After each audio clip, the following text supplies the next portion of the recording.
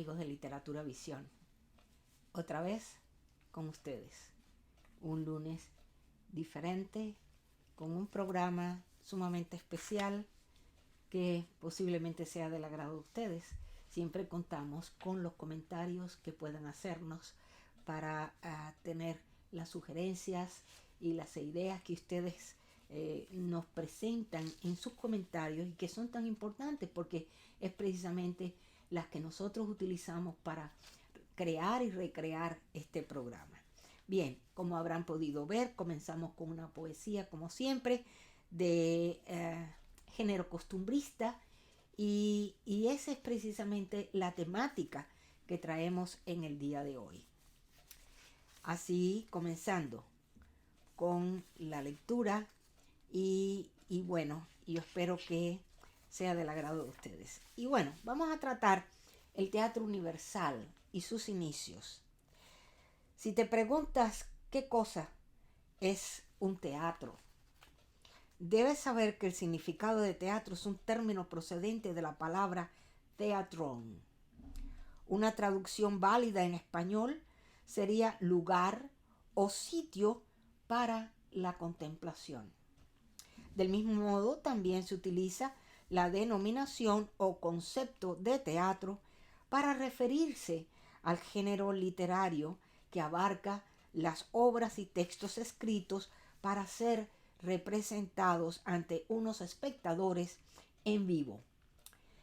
Los primeros indicios del origen del teatro, o quizás dentro de las investigaciones que se han hecho hasta ahora, se encuentran en las ceremonias primitivas y rituales relacionadas con la caza, la cacería. Del mismo modo, tras la recolecta de la cosecha, que se realizaban rituales y agradecimiento con música, cantos y danzas. Estos rituales se convirtieron en verdaderos espectáculos en los que se expresaban espiritualidad y se rendía también devoción y culto a los dioses. Este tipo de manifestaciones litúrgicas o sagradas son consideradas como un elemento fundamental para determinar el nacimiento del teatro en todas o casi todas las civilizaciones. Por ejemplo, hace miles de años, en Mesopotamia y en África, existían poblados y tribus que tenían un gran sentido de la mímica, los sonidos y el ritmo. Contaban con gran facilidad para imitar a los animales y contar grandes historias sobre estas cacerías. En las noches, alrededor de una fogata, se explicaban increíbles historias que poco a poco fueron acompañadas de cierta música, tambores, y algo importante que debemos notar es que los tambores más antiguos proceden de yacimientos arqueológicos. Tienen algo de más de 6.000 años y son de tierra cocida. No se trata de instrumentos propios de una civilización determinada, por supuesto. El tambor surge por doquiera, como un patrimonio del hombre. Las canciones que acompañaban estos rituales y el uso de disfraces lograron crear el ambiente típico que pudiera clasificarse como los tiempos iniciales de lo que más tarde sería el teatro como lo conocemos hoy día. También sucedía algo similar con celebraciones y otros ritos religiosos que se convirtieron en verdaderos espectáculos.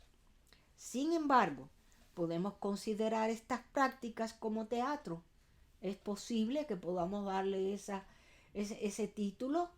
Bueno, si por lo general tenían una gran carga religiosa, ¿cómo podríamos considerarlo?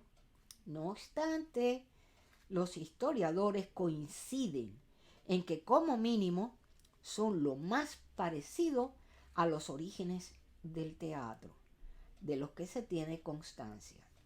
Pero nos preguntamos, ¿y dónde nació el teatro? Bueno, de acuerdo a los investigadores, tenemos como referencia que el teatro, muy cerca de lo que conocemos, nació en la antigua Grecia, entre los siglos 5 y 6 antes de Cristo, en concreto en su capital, Atenas. Los ciudadanos atenienses realizaban ceremonias en honor al dios de la vegetación y del vino. Lo conocían como Dionisio. Estos ritos evolucionaron poco a poco hasta convertirse en un teatro, siendo así en uno de los mayores avances culturales de la civilización griega, tanto que en cada nueva ciudad o colonia que era imperativo la construcción de un edificio que sirviera o funcionara como un teatro. A lo largo de la historia del teatro hasta la actualidad, siendo siempre que ha estado en constante evolución. Por lo tanto, es evidente que han existido distintos y diversos tipos de teatro, todos ellos con características y variedades distintivas que los diferencian entre ellos.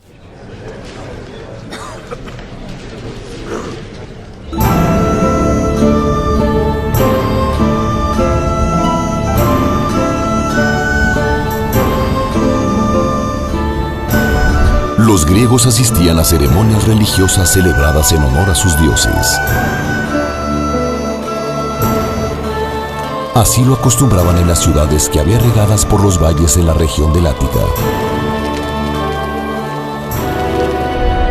En la antigua Grecia, donde cada una de ellas tenía sus propios dioses, templos, dialecto, mitos y leyendas.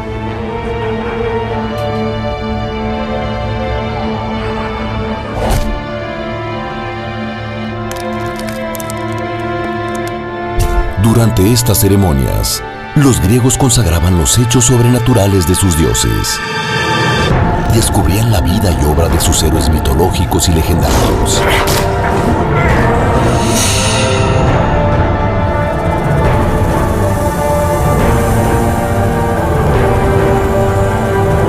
Y al mismo tiempo, el significado de la vida y la muerte.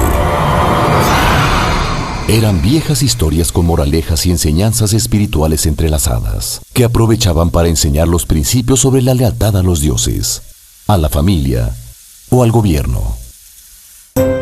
Dionisio era el dios del vino y de la vegetación. Les había enseñado a cultivar la uva y transformarla en vino. Era bueno y amable con quienes lo honraban, pero podía ser terrible para quien lo despreciara o se burlara de los rituales.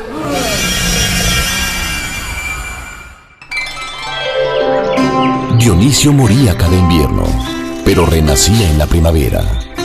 Para sus adeptos, este renacimiento acompañaba tanto la renovación de los frutos de la tierra, como de alguna manera, una posible resurrección.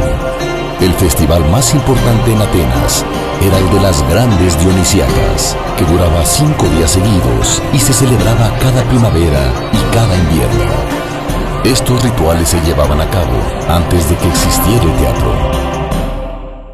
Ahora le damos paso a nuestra querida María Josefa San Juan, que tiene otro aspecto del teatro para ustedes, y desde su rinconcito María Josefa nos va a explicar un poquito de lo que es el teatro. Adelante, María Josefa. Buenas tardes, queridos amigos. Recibo el micrófono de la directora para presentarles a ustedes la parte del tema que me toca hoy. El teatro en Grecia. Se considera que en la antigua Grecia nació el teatro, en lo que se puede considerar los inicios del teatro. Se realizan ritos en las fiestas dedicadas al dios Dionisio. Se puede afirmar, pues, que el nacimiento del teatro fue Atenas. En dichas actuaciones se escenificaban diferentes capítulos de la vida de los dioses griegos, con cánticos llamados ditirambos y danzas. Más adelante surgieron las primeras representaciones dramáticas que se realizaban en las plazas públicas de los pueblos. Dichas obras tenían un único actor, acompañado por un coro.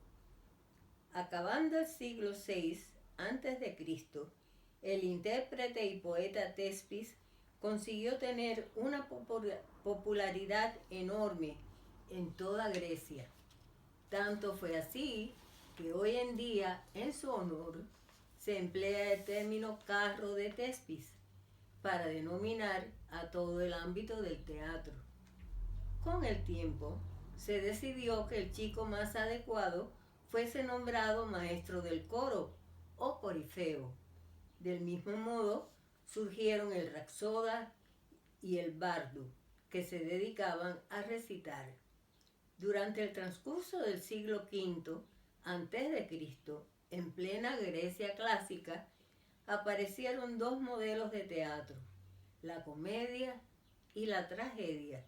Sófocles y Esquilo, dos dramaturgos de la época, incluyeron como novedad un segundo y tercer actor. Esto puso un aumento en la complejidad de la ejecución de las obras teatrales, por lo que fue necesario disponer de mayores escenarios. Por este motivo, se comenzaron a construir teatros cada vez más grandes. Actualmente, todavía se conserva en bastante buen estado el Teatro de Epidauro, del siglo V al 100.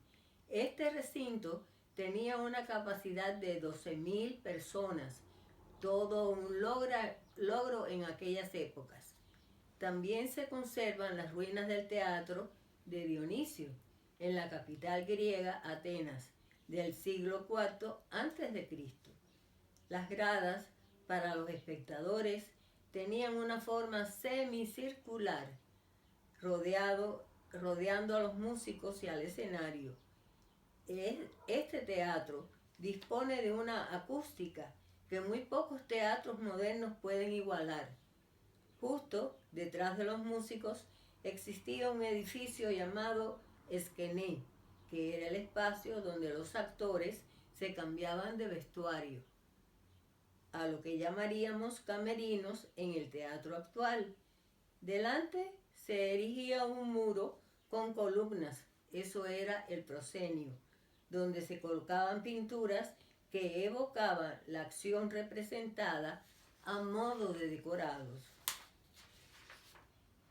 Dentro del teatro griego, la tragedia es una obra dramática, capaz de causar pena y conmover al público, y tiene un final fatídico.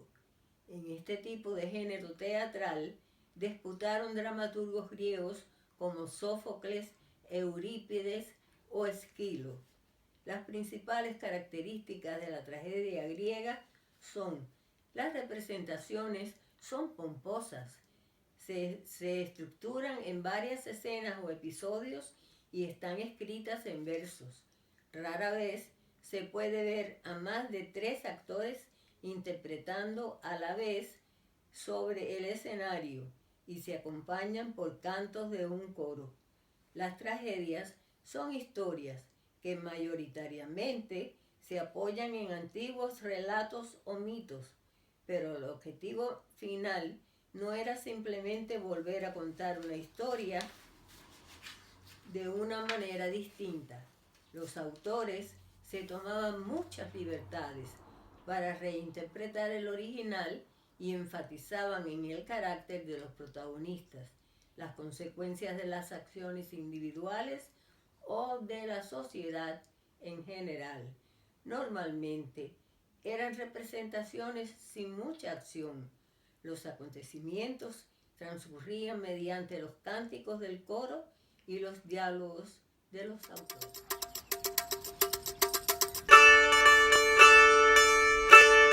El género teatral es de creación griega y el edificio que alberga el espectáculo también es una construcción típicamente griega. Los griegos eran grandes creadores y aficionados al teatro. El teatro griego tiene su origen en el siglo V a.C.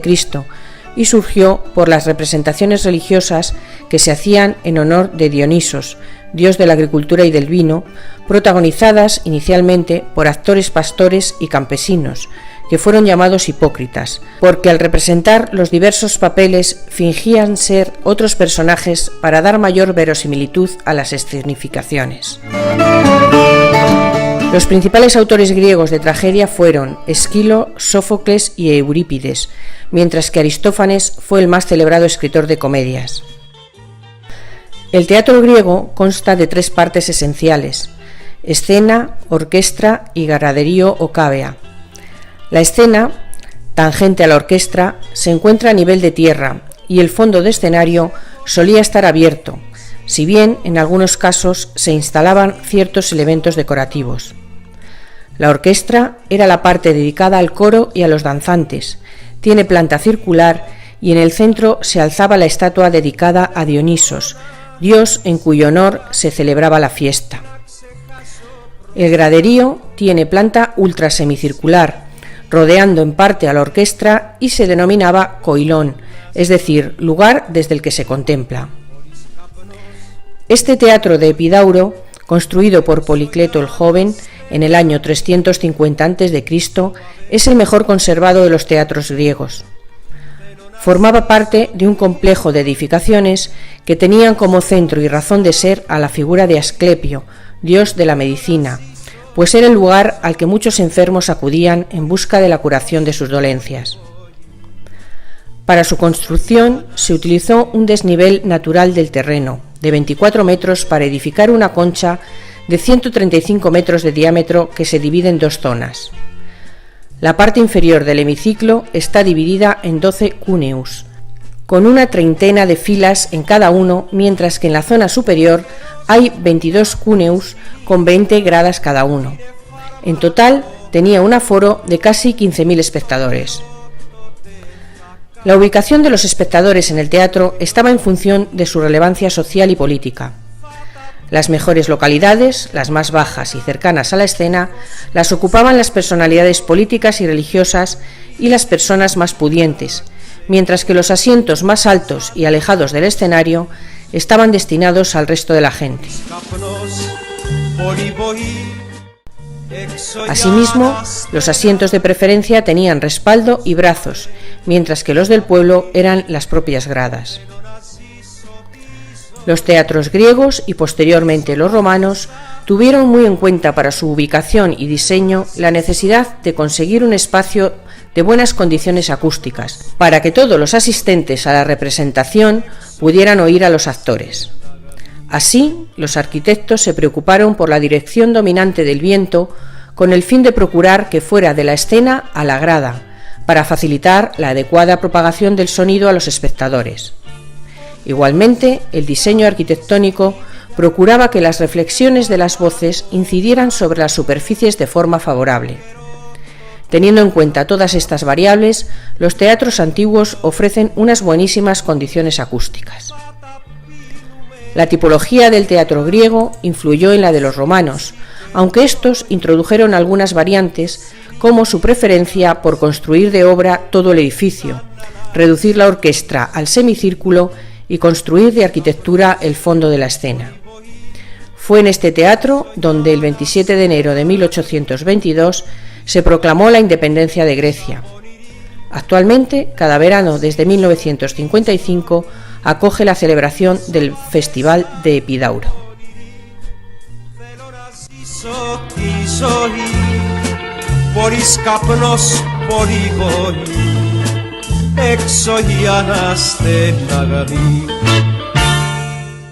Amigos, hemos llegado al final del relato de hoy.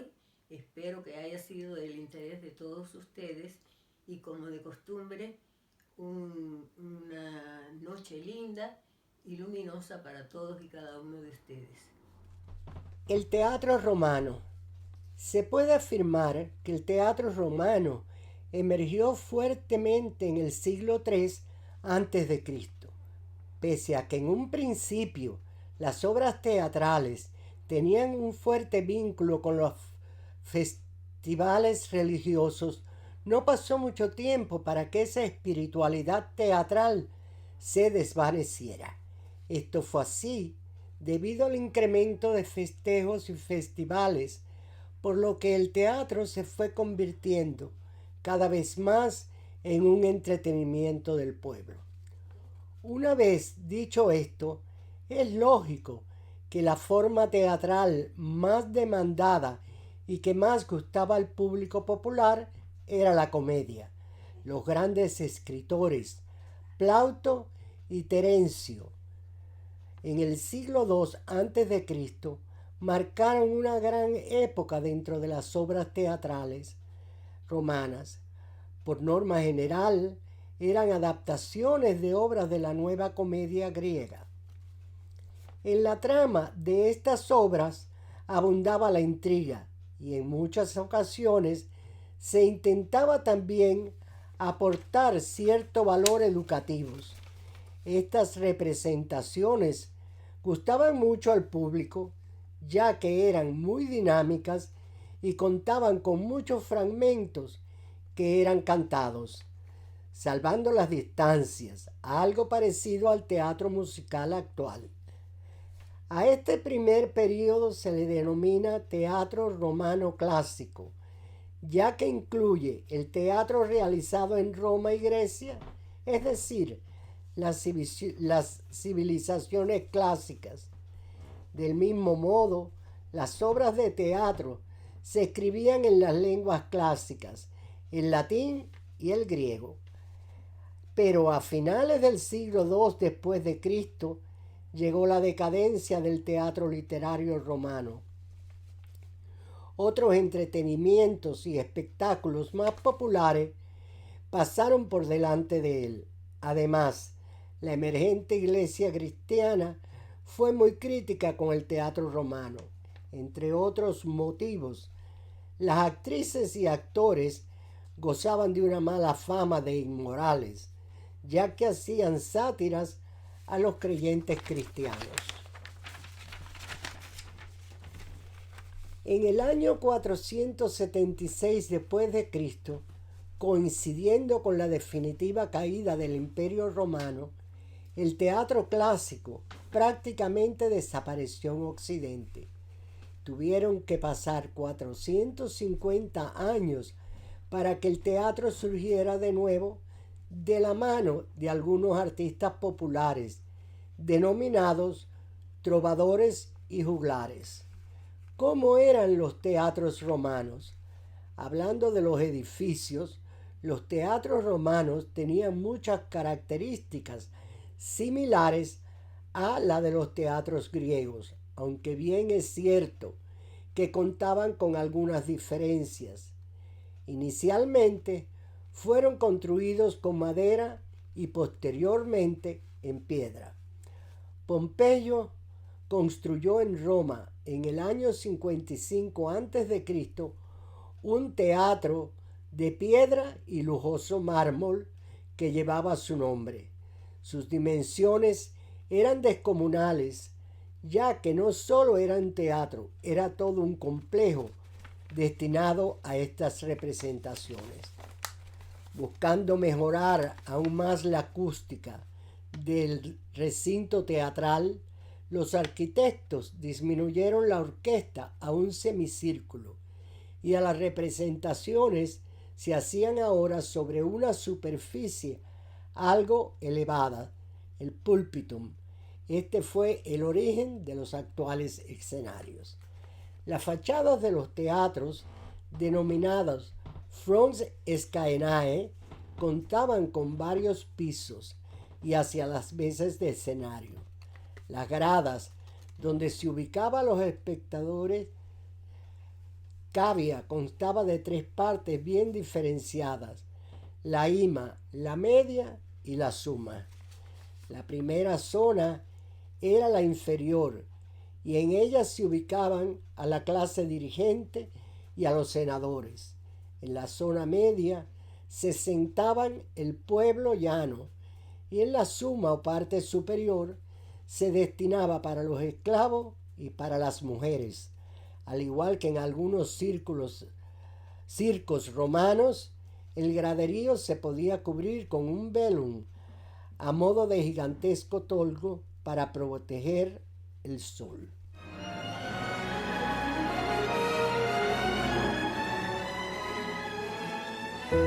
Si hay un monumento representativo del conjunto monumental de Mérida, es sin duda el Teatro Romano. La zona más espectacular del teatro es el frente de la escena, un bosque pétreo de columnas de mármol entre las que se asoman estatuas, togadas o acorazadas, que conservan, tras los siglos, su profunda majestad.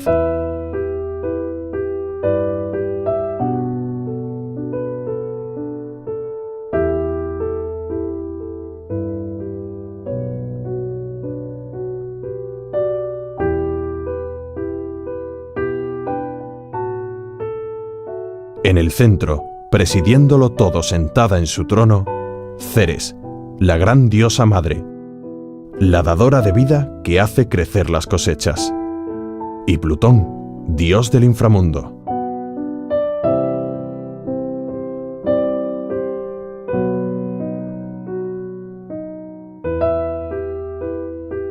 Y Proserpina, la bella hija de Ceres raptada por Plutón.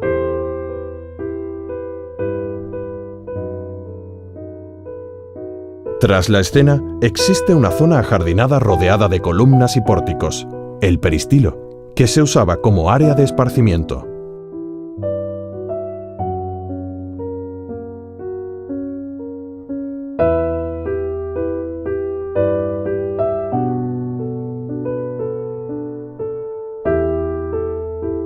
Al fondo de este jardín apareció una pequeña sala dedicada al culto imperial, concretamente al emperador César Augusto.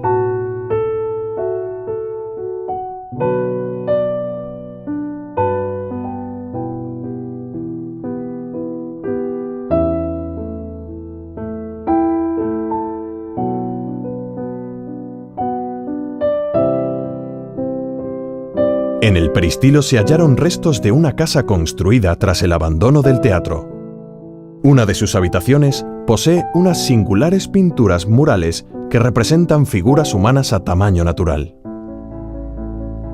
Inaugurado en el 15 a.C., estuvo enterrado durante siglos, manteniéndose visible solo la parte superior del graderío que conformaban 7 grandes bloques, conocidos popularmente como las 7 sillas. El graderío, con una capacidad para 6.000 espectadores, aprovechando la ladera del Cerro de San Albín, se halla dividido en 3 sectores. La orquestra, en el centro, se encuentra rodeada de gradas de honor reservadas para las autoridades de ayer y de hoy. Porque el teatro romano, a pesar de sus más de 2.000 años de historia, no está muerto.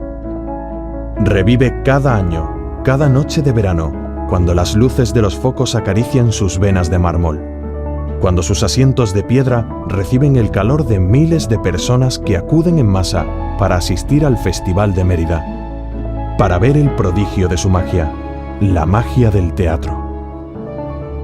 Porque el Teatro Romano de Mérida seguirá emocionando otros 2.000 años más, esté quien esté entre sus gradas, gobierne quien gobierne en sus siglos, sea quien sea, caiga quien caiga.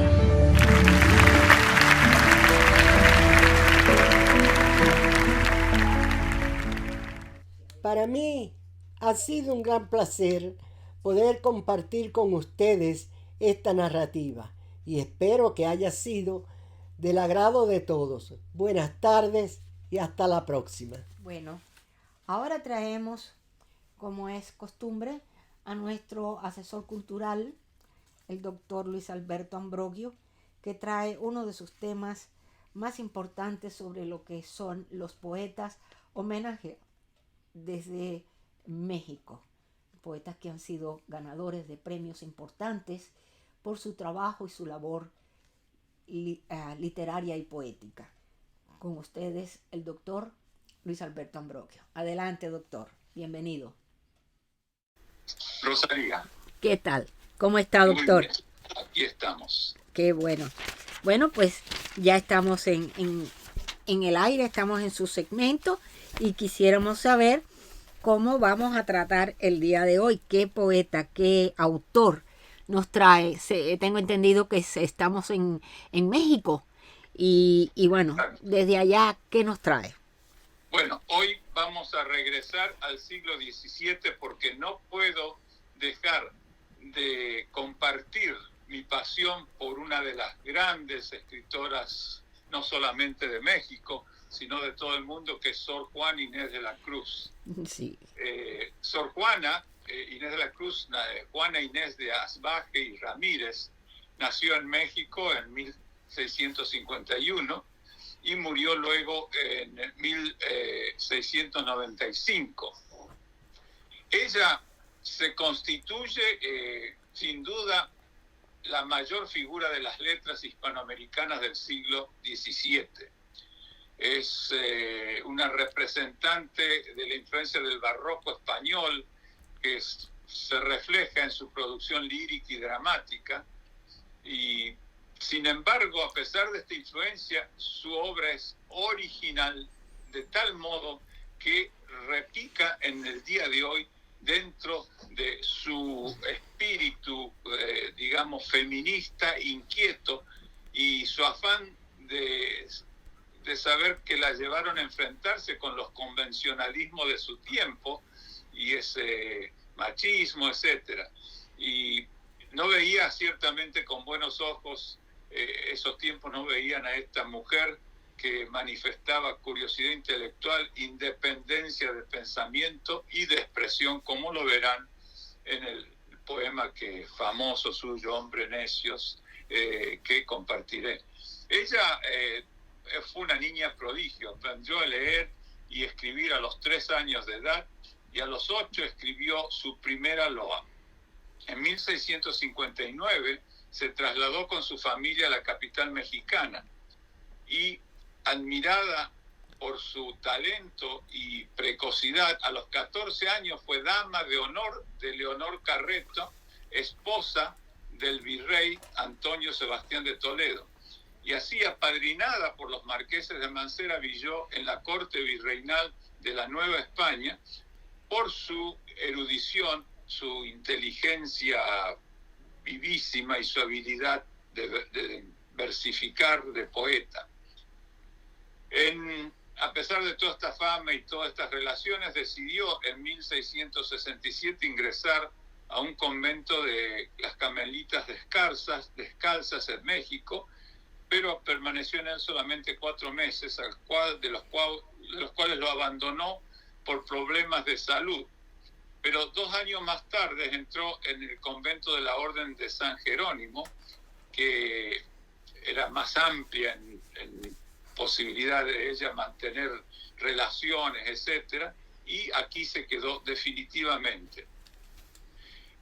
Obviamente, dicen los críticos, de dada su escasa vocación religiosa, obviamente parece que ella prefirió el convento al matrimonio para seguir gozando de sus aficiones intelectuales. Ella misma escribió, dice: vivir sola, no tener ocupación alguna obligatoria que embarace la libertad de mi estudio, ni rumor de comunidad que impidiese el sosegado silencio de mis libros. Convirtió así a la celda en un punto de reunión de poetas intelectuales, como Carlos de Sigüenza y Góngora, pariente y administrador del poeta cordobés Luis de Góngora, y cuya obra introdujo en el virreinato, y también del nuevo virrey Tomás Antonio de la Cerda, que era marqués de La Laguna, y de su esposa Luisa Manrique de Lara, muy importante ella, condesa de Paredes, con quien le unió una profunda amistad y en cierto sentido con interpretaciones controversiales, pero ciertamente fue una amistad profunda. A ella le dedica poemas, etc. Y también es interesante que en su celda religiosa ella llevó a cabo experimentos científicos, reunió una nutridísima biblioteca y compuso obras musicales, escribiendo una extensa obra que abarcó diferentes géneros, entre ellos, por supuesto, la poesía, pero el teatro, y en el teatro aprecia respectivamente la influencia de de Góngora y Calderón de la Barca, y bueno, también escribió, digamos, tratados filosóficos y estudios musicales. Increíble el talento total de esta mujer, de esta gran mujer del universo.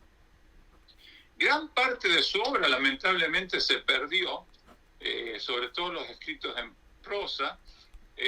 Algunos se han conservado, entre ellos, por ejemplo, la respuesta a Sor Filotea de la Cruz, que es muy interesante, porque el obispo de Puebla, Manuel Fernández de la Cruz, había publicado en 1690 una obra de Sor Juana Inés de la Cruz, la Carta Antenagórica, en la que la religiosa hacía una dura crítica del sermón del mandato del jesuita portugués Antonio Vieira sobre las finezas de Cristo.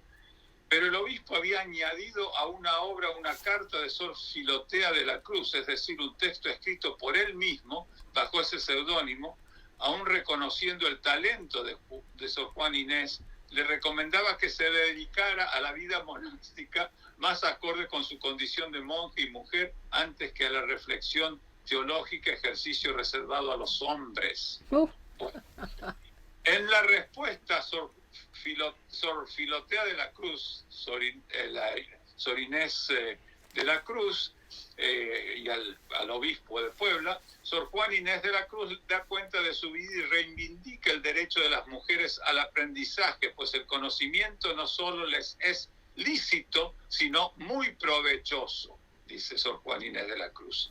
La respuesta es además una bella muestra de su prosa y contiene abundantes datos biográficos, a través de los cuales se puede concretar muchos de los rasgos psicológicos de esta ilustre religiosa y escritora. Bueno, ella vendió su biblioteca y todo lo que poseía lo destinó a beneficencia.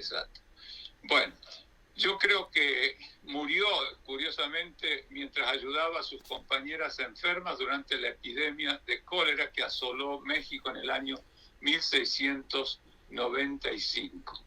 Y sus obras completas luego se publicaron en España en 3 volúmenes: Inundación Castálida, de la única poetisa musa décima Sor Juana Inés de la Cruz, en 1689, segundo volumen de las obras de Sor Juana Inés de la Cruz, 1692, y Fama y obras póstumas del Finex de México, 1700, que contiene una biografía del jesuita Calleja.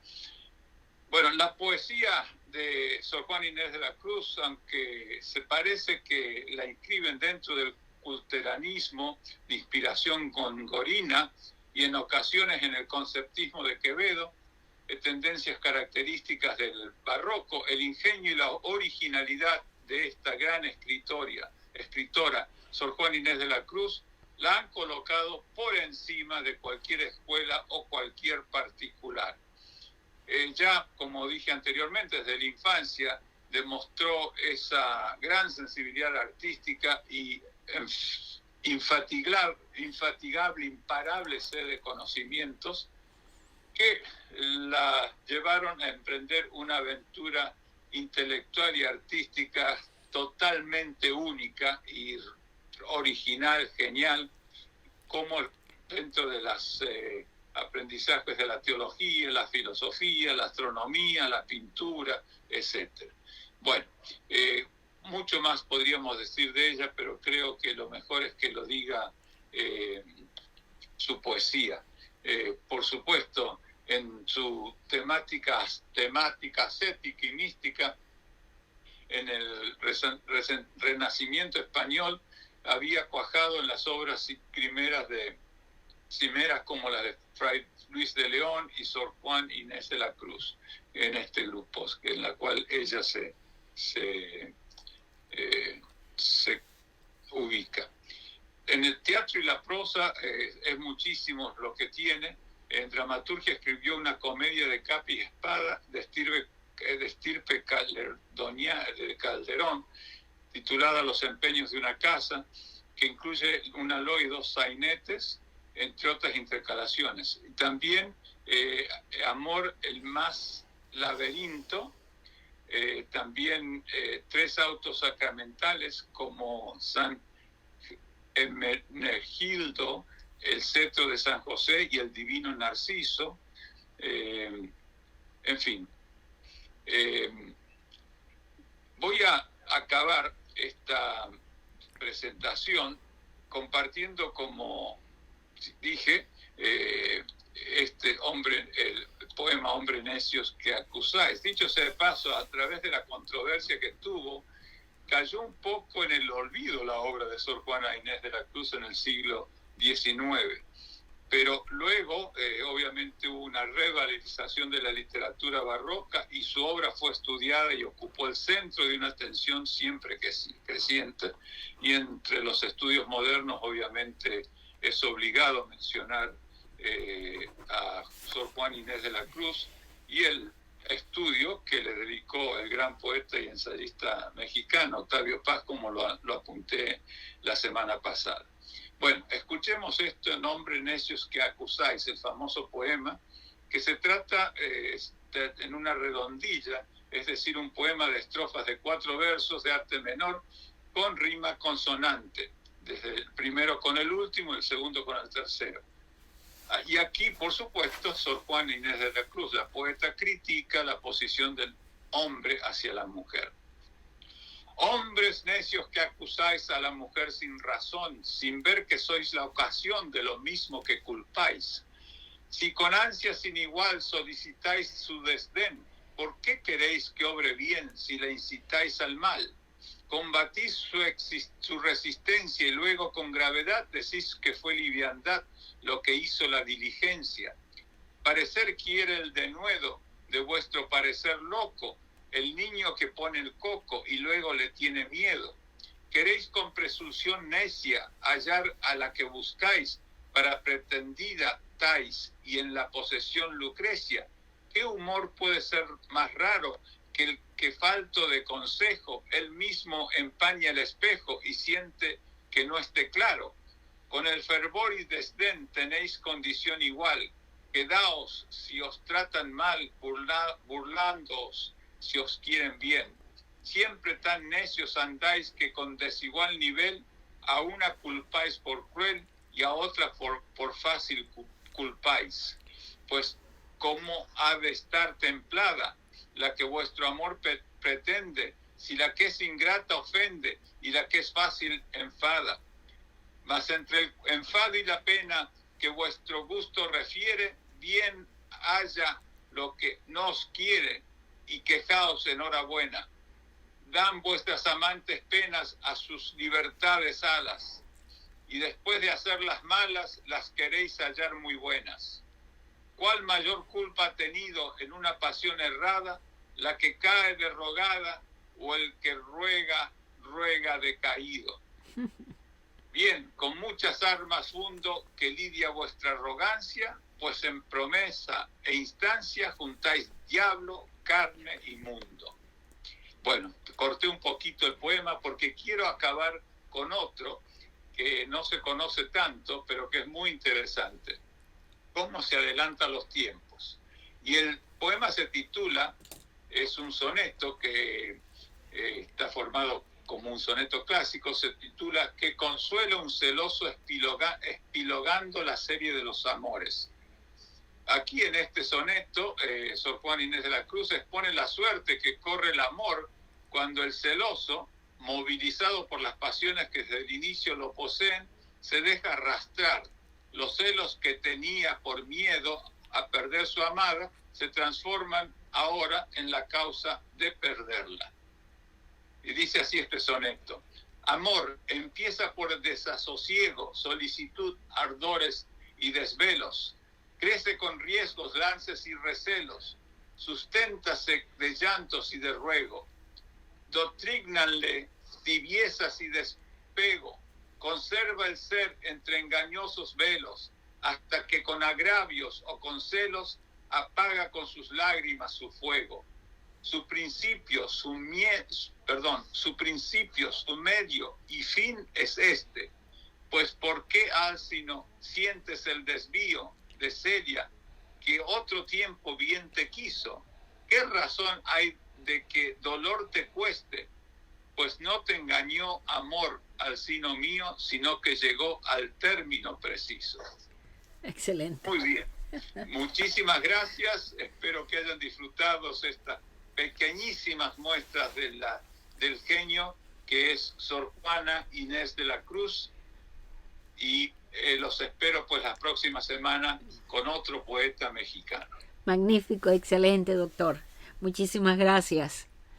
Muchas gracias. Le esperamos la semana próxima. Muchas Hasta gracias. luego. Lo esperamos. Adiós.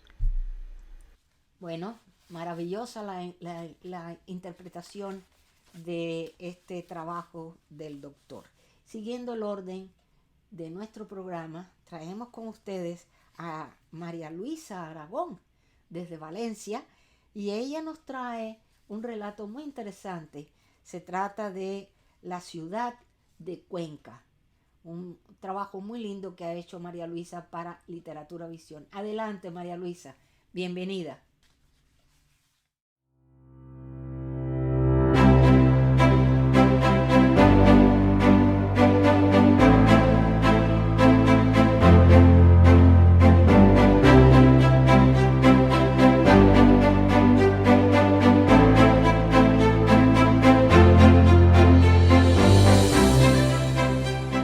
Marisa Aragón para Literatura Visión. El relato de hoy es La ciudad encantada de Cuenca.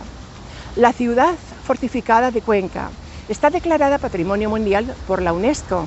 Cuando se visita un lugar único de sus lugares, son las casas colgadas. Son sin duda el mayor atractivo de la provincia y uno de los lugares más conocidos de toda España. Pueden recibir el nombre de casas del rey o casas voladas, también llamadas casas colgantes de Cuenca. Son el símbolo de la ciudad. Su nombre se debe a sus grandes balcones voladizos sobre la hoz del río Huécar. En el interior de una de ellas se encuentra el Museo de Arte Abstracto Español, el cual cuenta con más de 1.500 obras y alrededor de 40.000 visitas anuales.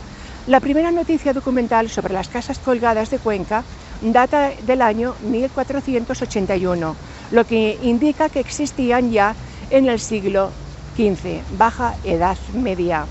Se trata de casas populares compuestas por varias edificaciones entramadas y comunicadas entre sí, que se encuentran en el casco antiguo de la ciudad.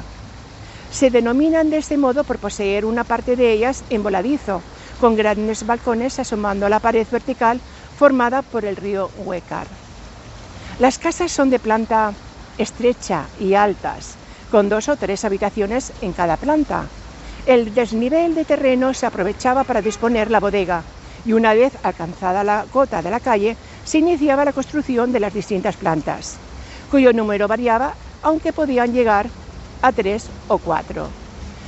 Todas las plantas se comunicaban por una estrecha escalera con peldaños de madera y baldosas. También era corriente la existencia de chimeneas francesas, una en cada planta. No se sabe con seguridad cuántas casas colgadas había en total. 8 de ellas resistieron hasta el año 1920, aunque en la actualidad solo se mantienen en pie 3 de ellas. Una llamada la Casa de la Sirena y las otras 2 conocidas como Casas de los Reyes. Todas ellas se conservaron gracias a que a principios del siglo XX el Ayuntamiento de Cuenca las compró y decidió restaurarlas. Es de estilo gótico y como dato curioso es importante saber que los balcones que sobresalen son mucho más nuevos, pues se instalaron en el año 1927. Las conocidas como Casas de los Reyes cumplían la función de alojar a los monarcas de la época en su visita a la ciudad. La Casa de la Sirena, su origen es mucho más incierto y se ha convertido en todo una leyenda de romance palaciego, con un final trágico. Sin embargo, como es habitual, no todo el mundo respalda esa historia y hay habitantes que cuentan una leyenda diferente. La zona perfecta para admirar toda su belleza y capturar su imagen es desde el puente de San Pablo, una construcción con 60 metros de longitud y hecha de hierro. Su función es conectar el centro histórico de Cuenca con el convento de San Pablo, convertido hoy en día en parador nacional. Deseo que hayan disfrutado de este relato. Muchas gracias. Bueno, espero que les haya gustado el trabajo de María Luisa. Ahora traemos un poema muy especial. Nos lo envió uno de nuestros queridísimos compañeros de la academia. Y se trata, vamos a dividirlo en dos partes por un poquito largo. Se trata del Duque de Rivas o un castellano leal. Muy interesante este poema que vamos a compartir con ustedes en este y el próximo programa. Adelante, corre video sobre el poema de El Duque de Rivas.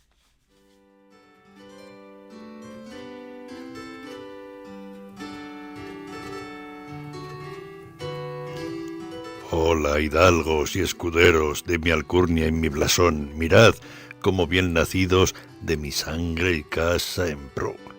Esas puertas se defiendan que no ha de entrar, vive Dios por ellas, quien no estuviere más limpio que lo está el sol. No profane mi palacio un fementido traidor que contra su rey combate y que a su patria vendió. Pues si él es de reyes primo, primo de reyes soy yo, y conde de Benavente, si él es duque de Borbón, llevándole de ventaja que nunca jamás manchó la traición mi noble sangre, y haber nacido español. Así atronaba la calle una ya cascada voz que de un palacio salía cuya puerta se cerró, y a la que estaba a caballo sobre un negro pisador, siendo en su escudo las lises más bien que timbre baldón, y de pajes y escuderos llevando un tropel en pos cubierto de ricas galas, el gran duque de Borbón, el que lidiando en Pavía, más que valiente feroz, gozóse en ver prisionero a su natural señor, y que a Toledo ha venido ufano de su traición para recibir mercedes y ver al emperador.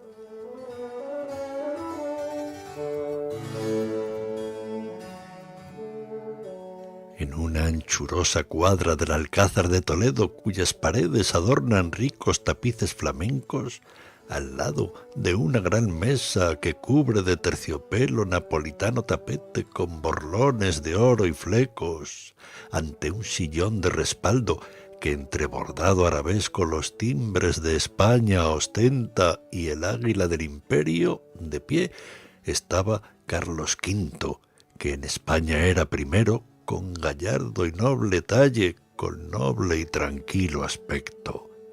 De brocado de oro blanco viste tabardo tudesco, de rubias martas orlado y desabrochado y suelto, dejando ver un justillo de raso jalde cubierto con primorosos bordados y costosos sobrepuestos, y la excelsa y noble insignia del toisón de oro pendiendo de una preciosa cadena en la mitad de su pecho. Un birrete de velludo con un blanco airón sujeto por un joyel de diamantes y un antiguo camafeo, descubre por ambos lados tanta majestad cubriendo, rubio cual barba y bigote, bien atusado el cabello. Apoyada en la cadera la potente diestra ha puesto, que aprieta dos guantes de ámbar y un primoroso mosquero, y con la siniestra halaga de un mastín muy corpulento, blanco y las orejas rubias, el ancho y carnoso cuello. Con el condestable insigne apaciguador del reino de los pasados disturbios acaso está discurriendo, o del trato que dispone con el rey de Francia, preso, o de asuntos de Alemania agitada por Lutero, cuando un tropel de caballos oye venir a lo lejos y ante el alcázar pararse, quedando todo en silencio. En la antecámara suena rumor impensado luego, ábrese al fin la mampara y entra el de Borbón soberbio, con el semblante de azufre y con los ojos de fuego bramando de ira y de rabia que enfrena mal el respeto, y con balbuciente lengua y con mal borrado ceño acusa al de Benavente un desagravio pidiendo.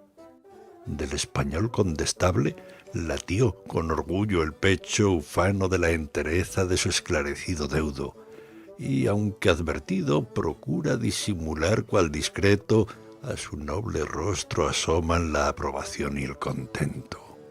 El emperador un punto quedó indeciso y suspenso sin saber qué responderle al francés de enojo ciego, y aunque en su interior se goza con el proceder violento del conde de Benavente, de altas esperanzas lleno, por tener tales vasallos de noble lealtad modelos, y con los que el ancho mundo será a sus glorias estrecho, mucho al de Borbón le debe, y esfuerza a satisfacerlo.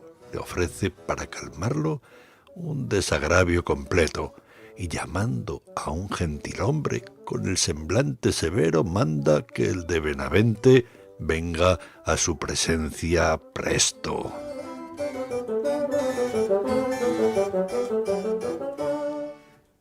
Sostenido por sus pajes, desciende de su litera el conde de Benavente del alcázar a la puerta. Era un viejo respetable, cuerpo enjuto, cara seca, con 2 ojos como chispas cargados de largas cejas, y con semblante muy noble, mas de gravedad tan seria que veneración de lejos y miedo causa de cerca. Era su traje unas calzas de púrpura de... Bueno, y ahora les dejamos con los anuncios de Alba Learning. Por favor, corre video. Buenos días a todos, estimados amigos de Literatura Visión. Quiero aprovechar la oportunidad que me brindan para invitarles a visitar nuestra biblioteca, en la que encontrarán libros y audiolibros de las más variadas temáticas y autores de todas las épocas y nacionalidades. Les ofrecemos poesía, ensayo, cuentos, novelas, todo lo que pensamos puede gustar a nuestros lectores y atraerlos para hacerles amar la lectura. Ese es nuestro único objetivo, el promover el amor por los libros y el respeto por los autores, muchos de los cuales casi han pasado al olvido, y son precisamente esos los que nosotros queremos rescatar para que los miles de lectores que nos visitan a diario puedan disfrutar de la belleza de sus obras.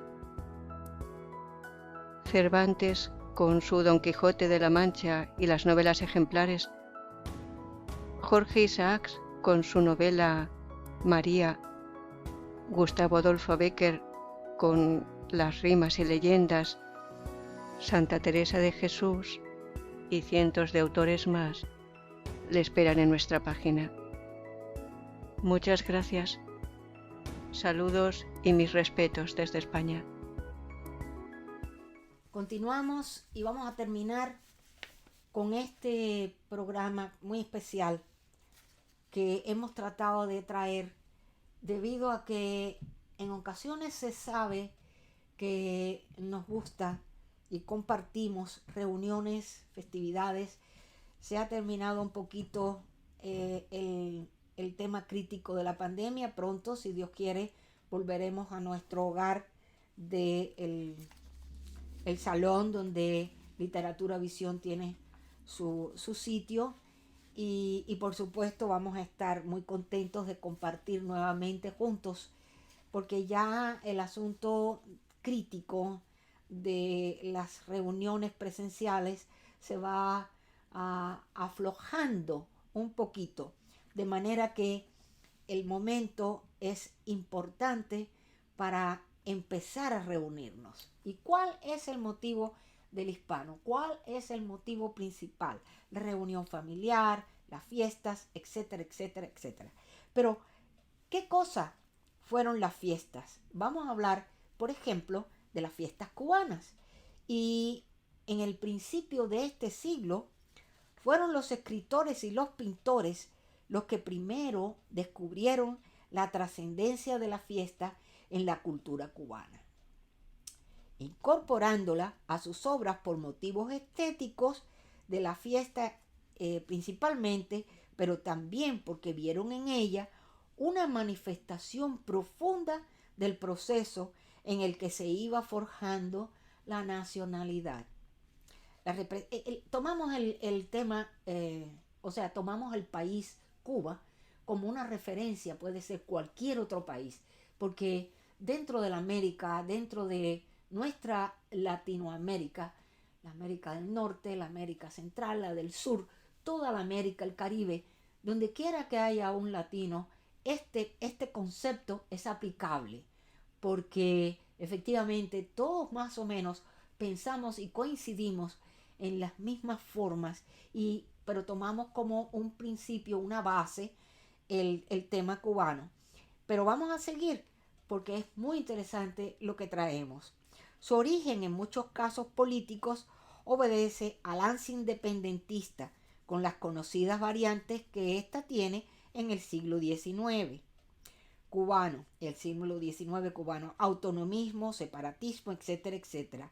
La tendencia puede verse como parte muy relevante del movimiento costumbrista, que sería una mezcla del romanticismo y del realismo, una fusión de ambos movimientos literarios que tuvo en España e Hispanoamérica gran arraigo y que en algunos casos, como en el de Cuba, duró hasta bien entrado del siglo XX.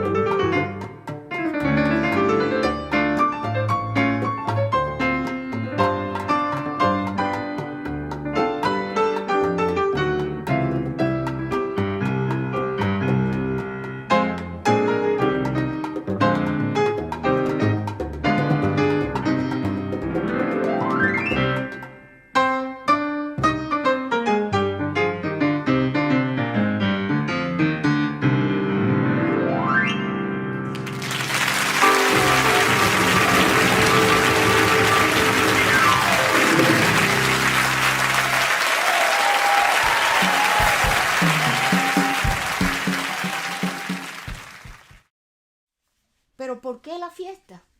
Es una cosa que nos preguntamos. Porque la fiesta es una especie de síntesis cultural. La fiesta ocurre en un tiempo y lugares especiales a los que se dota o tienen de antemano un sentido religioso y reúne expresiones artísticas como la música, el canto, la danza y la actuación teatral, además de costumbres y hábitos como el comer y beber que implican prácticas culinarias. El tiempo especial de la fiesta es, con frecuencia, así designado por la liturgia, el santoral, el calendario patriótico o sencillamente convenciones del almanaque como la semana, el mes o por temporadas de descanso concedidas por el Estado o las empresas, o como ahora que estamos saliendo de esta pandemia y que prácticamente estamos tratando de crear un nuevo ambiente familiar como era antes, regresando al pasado de una manera más completa, más familiar, más en nuestro ambiente regular. La fiesta, en un sentido universal, aspira a derrotar la muerte. Por ello, también contiene un fuerte elemento erótico. El amor promete reproducción, renovación. Desde una perspectiva política, las fiestas suelen ser subversivas y no pocas veces han empezado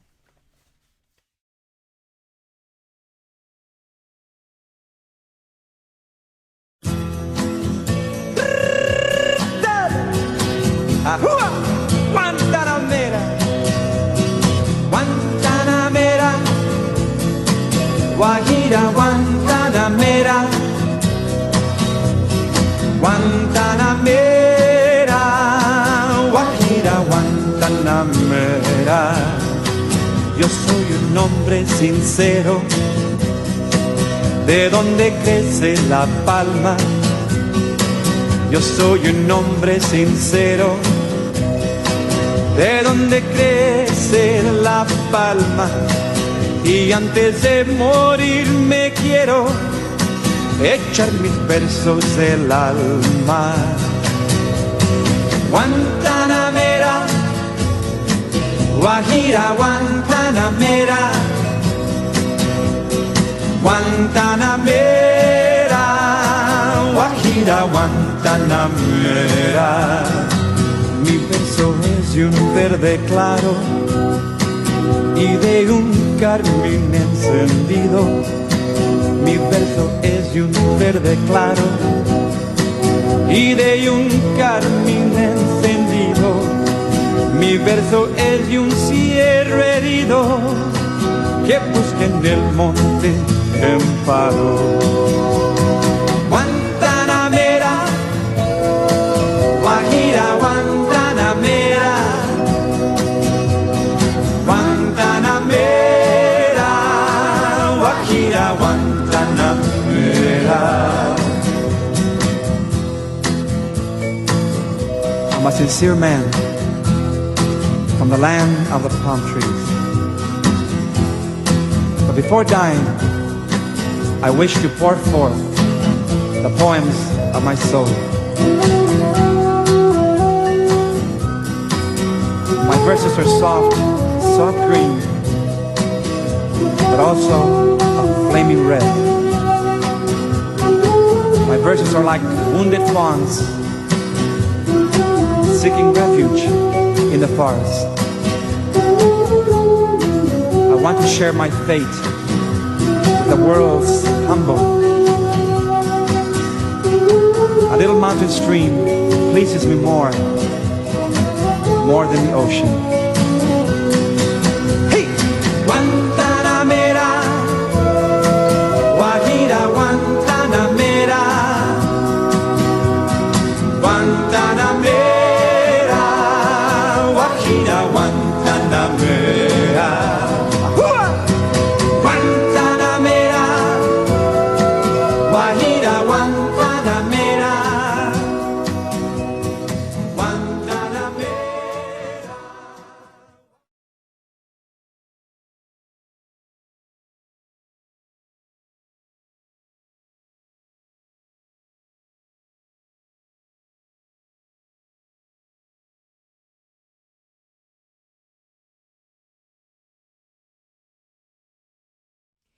Pero, a pesar de las críticas adversas, el costumbrismo delataba características profundas idóneas del romanticismo en que surge y que en lo pictórico lo hermanan con tendencias importantes del arte realista, decimonónico, las que desembocan en el impresionismo. Por ejemplo, sus productos en literatura no son nada despreciables. Y su influencia en la literatura posterior ha sido grande y se extiende hasta el realismo mágico del siglo pasado. Ya hablamos de realismo mágico en ocasiones anteriores, así es que en cualquier momento podemos repasarlo nuevamente, pero podemos destacar lo extraño, lo maravilloso, como propio de una cultura hispanoamericana vista como excepcional, que es también una forma de costumbrismo.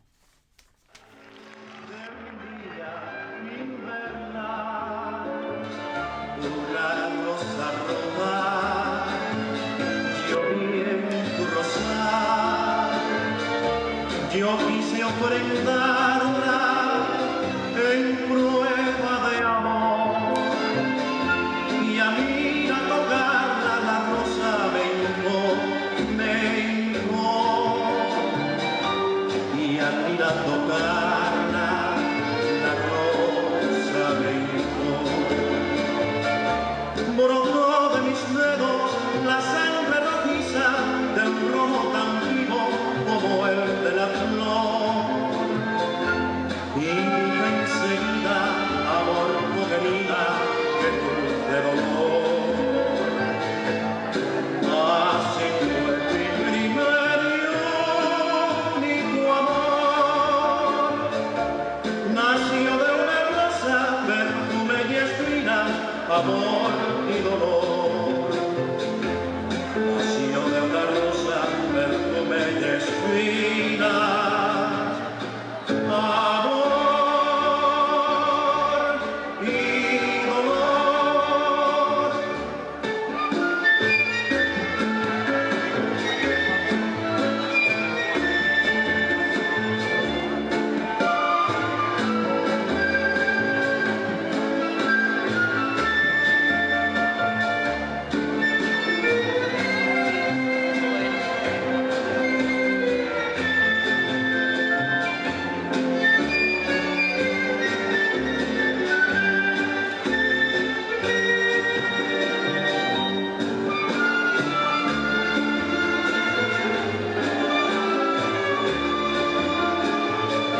Brotó de mis dedos la sangre rojiza de un rojo tan vivo como el de la flor. Y dije enseguida, amor con herida, que dulce dolor. Así fue mi primer y único amor. Nació de una rosa, perfume y espinas, amor y dolor. Nació de una rosa, perfume y espinas, amor y dolor.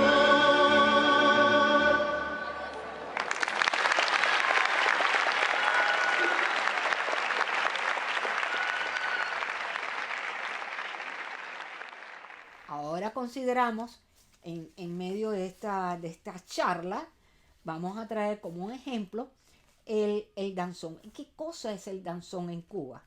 A pesar de que el danzón hoy en día se considera una reliquia histórica y es el baile nacional de Cuba, el origen del danzón se remonta al siglo XVIII.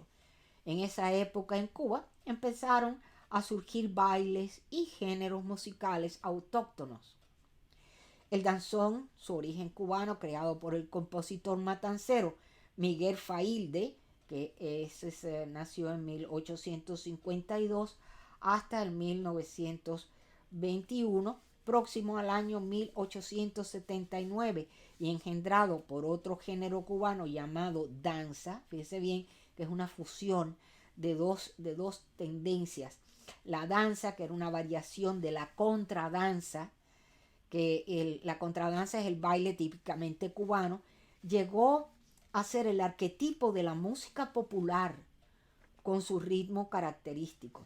En Cuba se interpreta con mayoría de instrumentos de viento, con flauta, violines, timbales y percusión cubana. Es una de las más comunes y tradicionales danzas cubanas en la que es necesario utilizar los instrumentos correctos. Aquí no se puede equivocar, no puede traer otro instrumento porque echa a perder el estilo musical de lo que es el danzón. El primer danzón conocido, titulado Por las alturas de Simpson, se escuchó por primera vez el 1 de enero de 1879 en el Liceo de Matanzas. lo interpretaba una orquesta típica de viento que contaba con un cornetín, un trombón de pistones, un figle, 2 clarinetes, en do, 2 violines, un contrabajo, 2 timbales y un güiro criollo. Dicha orquesta estaba dirigida por Miguel Failde, quien era el autor del mismo. Entonces, una de las figuras cimeras de este género fue Antonio María Romeu, cuyos danzones, entre ellos y uno de los más populares y conocidos, El Barbero de Sevilla, otro, La Sabrosona, el último, Linda Cubana, por solo mencionar algunos, fueron un gran éxito entre los años 1905 y 1940. Música que recorrió el mundo entero y que todo el mundo, todos los enamorados, bailaron esta pieza con este tipo de música que nos dieron estos autores, nos dejaron para la historia nuestra. Ahora cerramos este recorrido musical por tierras caribeñas con el danzón El Matancero.